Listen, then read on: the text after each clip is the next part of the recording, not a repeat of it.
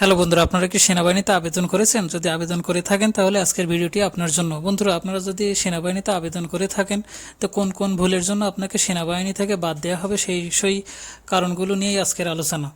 বন্ধুরা, যদি আপনারা আমাদের চ্যানেলে নতুন হয়ে থাকেন তাহলে অবশ্যই সাবস্ক্রাইব করবেন এবং পাশে থাকা বেল আইকনটি প্রেস করবেন যাতে আমরা ভিডিও আপলোড করলে আপনাদের কাছে সেই ভিডিও পৌঁছে যায়। তো চলুন বন্ধুরা, সময় নষ্ট না করে আমরা ভিডিও শুরু করি। ত্রুটিপূর্ণ আবেদন বাদ দেওয়ার প্রধান কারণ, আপনার আবেদনপত্রে যদি কোনো ভুল থাকে তাহলে কিন্তু ত্রুটিপূর্ণ আবেদনের জন্য আপনি বাদ যেতে পারেন। তো বন্ধুরা, আবেদন করার সময় এই ব্যাপারটা খুব গুরুত্ব সহকারে দেখবেন, কারণ আপনার একবার ভুল হলে বা টেলিটকে টাকা পেড হলে কিন্তু এই ভুল সংশোধন করার আর কোনো পথ থাকবে না। তো আবেদন করার সময় আপনারা জিনিসটা খুব গুরুত্ব সহকারে দেখবেন। আবেদনপত্রের পাশাপাশি ত্রুটিপূর্ণ কাগজপত্র, অর্থাৎ যে সমস্ত কাগজপত্র আপনাদের নিয়ে যেতে বলে সেই সমস্ত কাগজপত্র যদি কোনো একটা মিসিং থাকে তাহলে কিন্তু আপনাকে সেনাবাহিনী থেকে ডিসকোয়ালিফাই করা হবে, অর্থাৎ আপনাকে বাদ দেওয়া হবে। যে সমস্ত কাগজপত্র নিয়ে যাওয়ার কথা বলা হয়েছে সেই সমস্ত কাগজপত্রগুলো নিয়ে যাবে। এখানে আপনার কোনো গাফিলাতি বা কোনো একটা কাগজ মিসিং থাকলে আপনি কিন্তু বাদ যাবেন। বন্ধুরা, আমরা জানি যে সেনাবাহিনী একটা শৃঙ্খলাবদ্ধ অর্গানাইজেশন। তো এখানে যদি আপনি কোনো উচ্ছৃঙ্খলা করেন তাহলে কিন্তু আপনাকে সেনাবাহিনী থেকে বাদ দেওয়া হবে। তাই আপনারা ক্যান্টনমেন্টের ভিতরে যে কোনো উচ্ছৃঙ্খলা করবেন না। আপনাদের উপরে, আপনাদের চলাফেরা বা গতিবিধির উপরে কিন্তু সবসময় সেনাবাহিনী নজরদারি রাখবে। তো এই ব্যাপারটা আপনারা খুব গুরুত্ব দিয়ে দেখবেন, আপনারা কোনো ধরনের বিশৃঙ্খলা সেখানে যেয়ে করবেন না। সেনাবাহিনী কর্তৃক আপনাকে প্রথম মাপ এবং পরে মেডিকেল, এই মাপ এবং মেডিকেলের পরবর্তীতে কিন্তু আপনার জন্য সামনে থাকছে যেটা ভাইবা।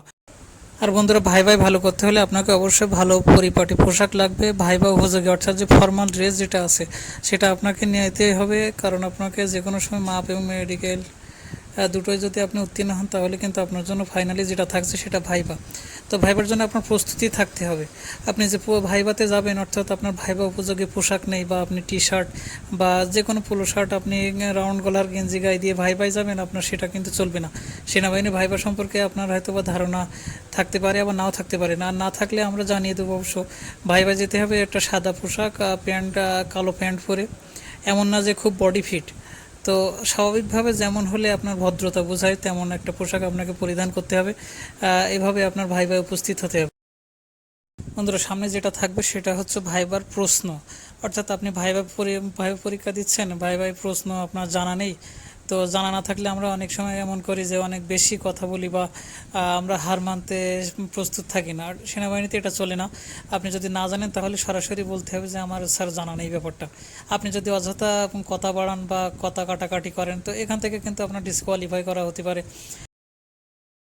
বন্ধুরা, সেনাবাহিনী যদি আপনাকে কোনো প্রশ্ন করে থাকে, আপনি যদি না জানেন বা আপনি অন্য কথা দিয়ে বোঝানোর চেষ্টা করেন, বা আমরা অনেক সময় এমন করি যে জানা নেই কিন্তু অন্য একটা কথা দিয়ে আমরা ভাবি হয়তো বা ওনারা জানেন না। ওনারা যে ব্যাপারটা জানেন না সেটা আপনাকে প্রশ্ন করে না, আপনার মনে করবেন যে প্রশ্নগুলো করা হচ্ছে সেই ব্যাপারে আপনার তাদের স্টাডি করা আছে। তো আপনি এখানে উল্টোপাল্টা কথা বললে বা অন্য কিছু দিয়ে বোঝানোর চেষ্টা করলে কিন্তু আপনাকে বাদ দেওয়া হবে।